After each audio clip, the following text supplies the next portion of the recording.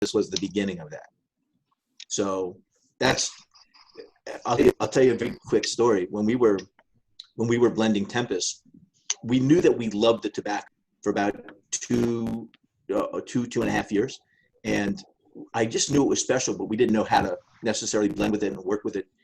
And we were sitting up in this small room, and there were 5 of us smoking, and we're trying new blends. I'm the last person to light up because I want to smell the aromatics of that cigar to see if I enjoy that before I even put the cigar to my lips. And I smelled this sweetness and this beautiful aroma, this very kind of almost romantic type of aroma in the air. And I lit up the cigar, and it was strong. It was the cigar was powerful, and we were in a small room with no ventilation, and down in Central America.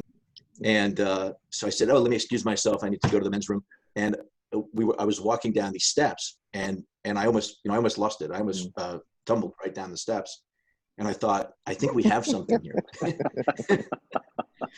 It was unique, and it was complex, and the aromatics were great, and it gave me a little bit of that buzz.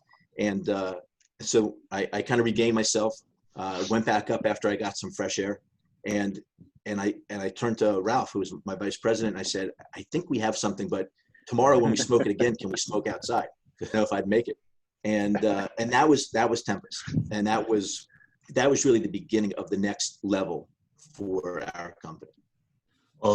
You are based in Nicaragua only, and what's the size in terms of infrastructure you have of fields and the manufacturing itself?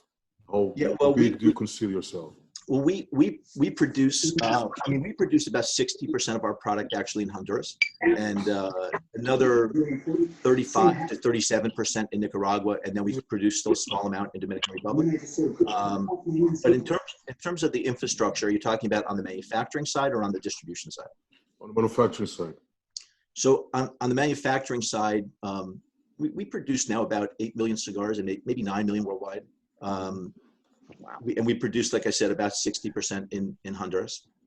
We employ, I think, just under, and we don't produce everything in our factory. We produce with some other people that we've been contracting with for many years. Mm-hmm. So within our organization, we have about just under about 650 people that we keep busy. And then within the other factories, if we added that up, it would probably be somewhere between maybe 1,100 to 1,400 people, depending on the time of the year. Okay. And you produce your own tobacco, or you buy it from other producers? We own tobacco and we buy tobacco, which gives us an opportunity to create blends, outside of just what we grow. Mm-hmm. Why Honduras? Why not Dominican Republic? We just felt that we had opportunity in Honduras because it was not the most popular of tobacco nowadays between countries and growing areas. Where you make the product is probably not as important as what you're making.